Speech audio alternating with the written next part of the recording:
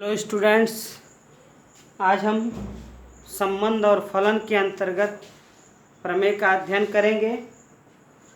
प्रमेय है क्या? If F A to B and दूसरा फलन है G B to C are one one and to. आपको दिया हुआ है कि दो फलन है, एक एफ है एक जी है। यह दोनों फलन क्या है? वन वन एंड टू, एकैकी और आच्छादक है। एंटो फंक्शन। देन गाफ है क्या? आपको प्रीवियस वीडियो में बताए थे, फलन एफ और जी का जो संयोजन है उसे ही गाफ पढ़ते हैं, दो फलनों का संयोजन। देन तब gof A to C is also one one onto function. आपको सिद्ध करना है जो दो फलनों का संयोजन किया जाएगा वह भी क्या होगा? वन वन एंटो होगा। कब होगा? यदि function from A to B और function from B to C यह कह रहा है कि दोनों वन वन एंटो हों, तो आपको यह सिद्ध करना है then gof A to C is also one one onto function. दो फलनों का संयोजन, फलन एफ और जी का संयोजन को हम गाफ ए टू सी पढ़ते हैं। इसे ही सिद्ध करना है one one onto function. Proof that for one one एकैकी के लिए आपको प्रीवियस वीडियो में हमने बताया था F of X one is equal to F of X two implies that X one is equal to X two. और दूसरा सिद्ध करना है gof of X is equal to Z. यदि यह हम सिद्ध कर देते हैं तो यह आच्छादक हो जाएगा। अब आइए पहले नंबर को हम सिद्ध करें। फॉर वन वन के लिए एक्स वन बराबर एक्स टू। अब मानेंगे late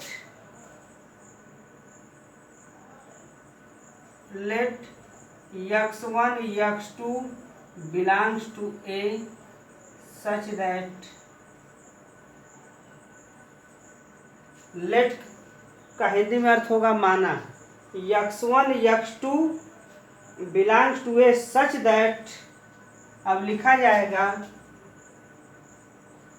गाफ of X one is equal to gof of X two. अब हमको क्या सिद्ध करना है? फॉर वन वन के लिए सिद्ध करना है X one is equal to X two. आपको प्रीवियस वीडियो में बताए थे फॉर वन वन के लिए आपको बताया गया था F of X one is equal to F of X two implies that X one is equal to X two. एकैकी के लिए आपको प्रीवियस वीडियो में बताया गया था कि F of X one is equal to F of X two implies that X one is equal to X two. अब इसमें भी हमें दो फलनों का संयोजन किया जा रहा है, फलन एफ और जी का संयोजन किया जाएगा। तो हमको यह सिद्ध करना है गाफ ए टू सी भी जो है वन वन एकैकी होगा एंटो फंक्शन। फलनों का जो संयोजन होगा वह एकैकी आच्छादक फलन होगा।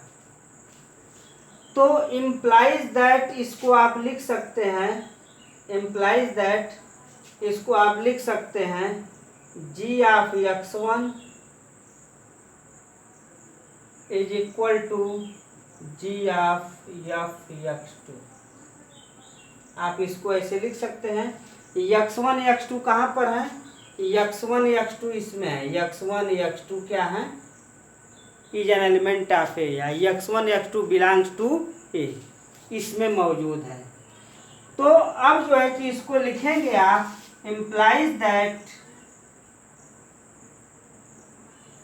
F of X one is equal to F of X two. अब इसको आप लिख सकते हैं F of X one is equal to F of X two. अब कारण देंगे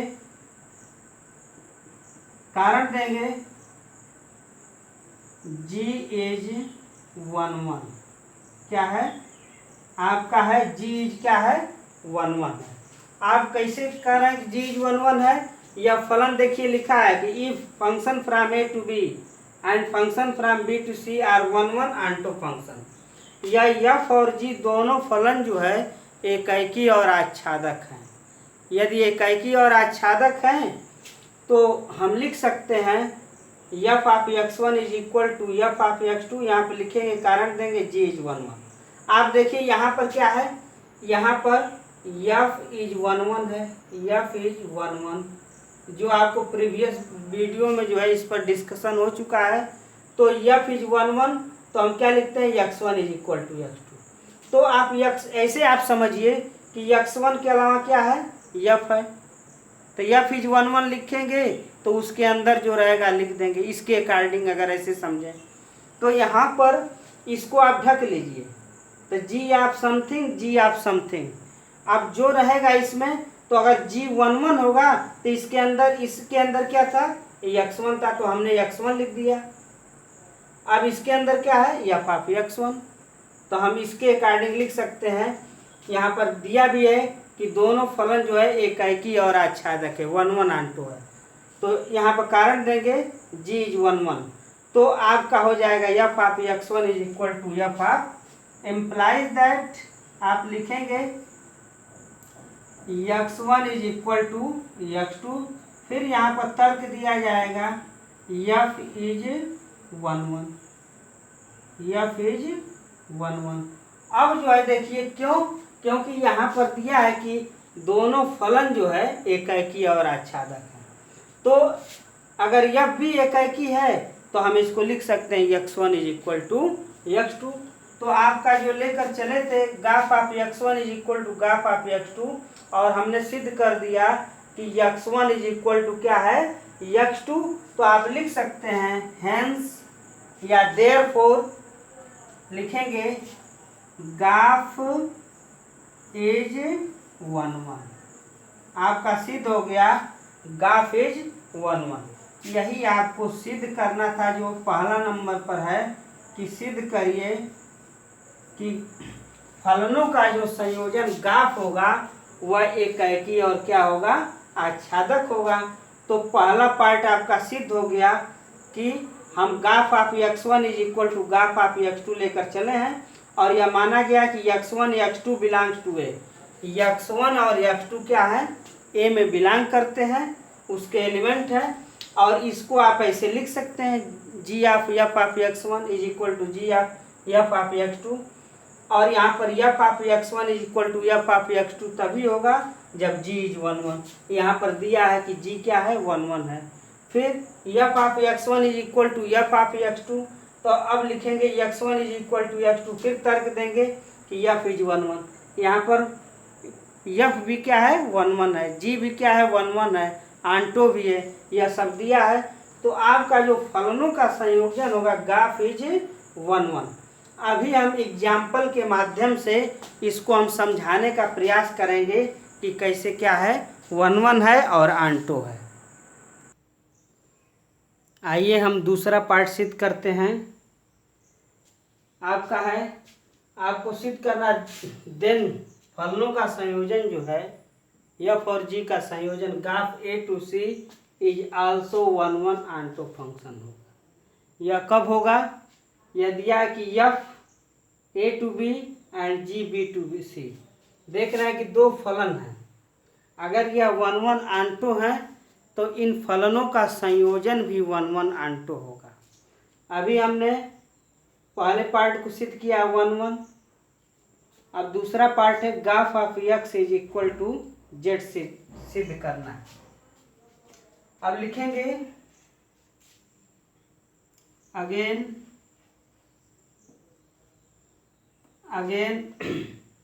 late z belongs to C, again let z belongs to C be an arbitrary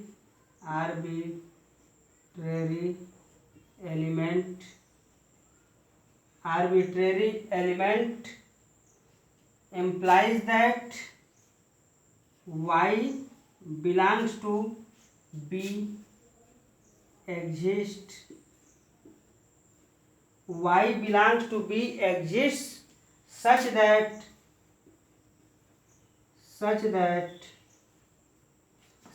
लिखेंगे g of y is equal to z लिखा जाएगा। अब देखिए इस बात को समझिए। अब आपका दूसरा पार्ट हम सिद्ध करने graph of x is equal to z. Let z belongs to c। इसमें जो है जो भी एलिमेंट है z1 है, z2 है, z3 है, z4 है, यह क्या करेगा, बिलोंग्स टू क्या होगा, c होगा। z बिलोंग्स टू c, यही कहा जा रहा है। लेट माना z belongs to be an arbitrary element. Arbitrary का मतलब होता है, आर्बिट्रेरी को हिंदी में कहते हैं स्वैच्छ, एलिमेंट को अवयव। तो अपनी स्वैच्छ का मतलब अपनी इच्छा से हम एलिमेंट कुछ भी ले सकते हैं समझने के लिए। यही कह रहा है कि let z belongs to c है। z1 z2 जो भी एलिमेंट आप देख रहे हैं z बिलोंग टू क्या है, c है। Be an arbitrary element implies that प्रदर्शित करता है y बिलोंग्स टू b। देखिए इसमें क्या है, यह क्या है, y1 है। इसी को ओवरऑल आप क्या लिखिए, y लिख दीजिए। y belongs to b exist such that, इसमें जो भी एलिमेंट y1 y2 y3 है यह क्या है, y बिलोंग्स टू क्या है, y belongs to b such that ऐसा है कि g of y is equal to z। इसका मतलब यह हुआ कि g of y is equal to z। यह क्यों लिखा जा रहा है, अब यहाँ आपको समझना पड़ेगा अभी कि if function from A to B and function from B to C are one onto function. अब जो है कि आंटो कब होगा, यह तो हमको दिया है कि फलन एफ और जी क्या है, यह प्रमेय में कह रहा है कि फलन एफ और जी एकाकी और आच्छादक है। आच्छादक के लिए शर्त क्या है, आपको प्रीवियस वीडियो में बताया गया था। यह बताया गया था कि range of f is equal to codomain of f का परिसर जो है उसके सह प्रांत के क्या हो जाए, बराबर हो जाए तो आच्छादक हो जाएगा। यदि range of f is subset of codomain तो फलन क्या होगा, अंतःक्षेपी होगा, एंटो फंक्शन होगा। यदि ऐसा हो जाए कि रेंज ऑफ एफ का परिसर is equal to codomain of f का सह प्रांत हो जाए तो आंटो फंक्शन हो जाएगा। तो इसका मतलब परिसर की परिभाषा क्या है कि C के उन अवयवों का समुच्चय जो B अवयवों के G प्रतिबिंब हो। यहाँ पर यह फलन क्या है, G, तो क्या है, आंटो है। तो आंटो का मतलब कोई भी एलिमेंट इसमें का कोडोमेन का छूटेगा नहीं। फलन के लिए तो आप जानते हैं फलन तभी होगा जब उस डोमेन का कोई भी एलिमेंट छूटे ना और अद्वितीय संबंध हो, और कोडोमेन का कोई भी एलिमेंट न बचे। इसका इससे संबंध हो गया, 5 का 10 से हो गया, 7 का 14 से हो गया, 9 का 18 से हो गया, तो क्या है, कोई भी एलिमेंट छूट रहा है। इसका मतलब range of f is equal to codomain of f, ऐसा है तो वह क्या है, आंटो है। आंटो इसलिए कि यहाँ पर कह रहा है प्रमेय में कि function from A to B and function from B to C are one onto function, एकाकी आच्छादक है। इसके अकॉर्डिंग हम कह सकते हैं। तो यही कहा जा रहा है, लेट माना z belongs to C be an arbitrary element, एक स्वैच्छ अवयव है, लेते हैं। Imply that y belongs to B such that ऐसा है कि G Y is equal to Z. अब जो है कि हम फिर जो है कि विचार करेंगे नाउ अब लिखेंगे, यह तो हो गया। देखिए G Y is equal to Z इसलिए कि वह क्या है, आच्छादक है, पूरा बन जाएगा, कोडोमेन का कोई भी एलिमेंट छूटेगा नहीं। तो अब लिखेंगे y belongs to B implies that x belongs to a। यहाँ लिखेंगे y belongs to B implies that x belongs to a exist such that ऐसा है कि सच दैट ऐसा है कि G of F of X is equal to, इसको लिख सकते हैं क्या, इसको हम लिखेंगे जेड। अब जो है यह समझिए इस बात को, यहाँ लिखा गया now y belongs to b, y जो है बिलोंग्स टू बी, ये देख रहे हैं यही जो है दूसरा संपूर्ण समुच्चय यही क्या है, b है। f का सह प्रांत यही है और g का सह प्रांत क्या है, c है। g का प्रांत क्या है, b है। f का प्रांत क्या है, a है। इसको हम प्रीवियस वीडियो में बताएंगे। यह जो पहला संपूर्ण समुच्चय यह प्रांत कहलाता है, जो दूसरा संपूर्ण समुच्चय यह सह प्रांत कहलाता है। तो f का प्रांत हो जाएगा a और f का सह प्रांत हो जाएगा क्या, b हो जाएगा। अगर कोई पूछे आपसे कि g का प्रांत क्या है तो b हो जाएगा और g का सह प्रांत क्या हो जाएगा, c हो जाएगा। यही कह रहा now y belongs to b, y जो बिलोंग कर रहा है देखिए 3 5 7 9, तो इसका जैसे f ऑफ x बन रहा है, जैसे y1 क्या है, y1 को हम लिखते हैं क्या, f ऑफ x1, y2 को क्या लिखते हैं, f ऑफ x2। यह है क्या, x1 का f प्रतिबिंब इसमें बनता है और कोई भी एलिमेंट इसमें भी नहीं छूटेगा क्योंकि 1 1 और 2 है। f और g क्या है, 1 1 और 2 है, तो b का कोई एलिमेंट छूटेगा नहीं। डोमेन का तो कोई एलिमेंट छूटता नहीं क्योंकि तब वह फलन नहीं होगा। अगर डोमेन का एलिमेंट छूट जाए तो वह फलन नहीं हो सकता है। तो हम क्या करेंगे, y बिलोंग्स टू बी, ये देख रहे हैं कि y1 को हम 3 माने, y2 को 5 को y2 माने, 7 को y3, और यही दो फलन लिए हैं f(x) और gy। इसी में मान रखेंगे तो यह सब मान प्राप्त होगा। y belongs to B imply that प्रदर्शित करता है x belongs to A exist such that ऐसा है कि g of f(x) is equal to z। तो देखिए imply that x belongs to A क्यों लिख रहा है, क्योंकि देखिए इसमें का तो कोई आपका एलिमेंट छूटेगा नहीं। इसी को ओवरऑल हम लिख सकते हैं क्या, x बराबर यही x बराबर x1 है, x2 है, x3 है, क्या है, x4 है। तो इसी को ओवरऑल x बिलोंग्स टू ए का मतलब यह जितने 1 बिलोंग्स टू ए है, 2 बिलोंग्स टू ए है, 3 बिलोंग्स टू ए है, 4 बिलोंग्स टू ए है, एग्जिस्ट करेगा। सच दैट ऐसा है कि g of f(x) is equal to z। इसका मतलब यह हुआ कि हम कोई भी वैल्यू फलनों के संयोजन में क्या है, यदि f और g क्या है, एक ही आच्छादक है, तो x का 1 रखेंगे तो 1 का जैसे इसमें 3 से रिलेशन है, 2 का 5 से है, 3 का 7 से रिलेशन है, 4 का जो है 9 से रिलेशन है। हम ऐसा मान रखें कि 1 का सीधे क्या हो जाए, 6 से रिलेशन हो जाए, 2 का क्या हो जाए, 10 से हो जाए। अगर ऐसा होता है तो फलनों का जो संयोजन है f और g का वह क्या हो जाएगा, आच्छादक हो। 1 का सीधे संबंध किससे बने, 6 से, 2 का तो 5 से बन ही रहा है इसके लिए, 3 का 7 से बन रहा है, 4 का 9 से, तो यह तो इसके अकॉर्डिंग जो मान रखे तो इसका इसमें यह प्रतिबिंब बनेगा, एक ही आच्छादक है। ऐसे ही एक ही आच्छादक इसके लिए है तो G Y is equal to 2y में y का मान हम 3 रखेंगे, 3 दूना क्या हो जाएगा, 6 हो जाएगा। तो ऐसे ही मान रखेंगे इन दोनों फलनों में तो आपको यह मान प्राप्त होगा। तो हमको यह देखना है कौन सा मान है जो इसका मान रखने पर सीधे जो 1 रखने पर 6 प्राप्त हो जाए, 2 रखने पर 10 प्राप्त। इसमें का तो कोई एलिमेंट छूटेगा नहीं, आप जानते हैं, तभी फलन होगा। और सबका जो है 1 का 1 से संबंध होगा। तो इसको आप लिख सकते हैं, gof of x is equal to z। इसको आप लिखेंगे gof of x is equal to z। Hence या देयरफॉर, हेंस को हिंदी में कहते हैं, इसलिए इसको लिखेंगे gof is onto function. Gof is onto function.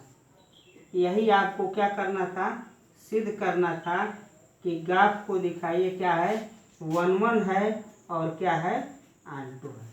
यही हमको क्या करना था, सिद्ध करना था। तो अब लिखेंगे देयरफॉर, इसको लिखेंगे देयरफॉर, इसको लिखेंगे देयरफॉर,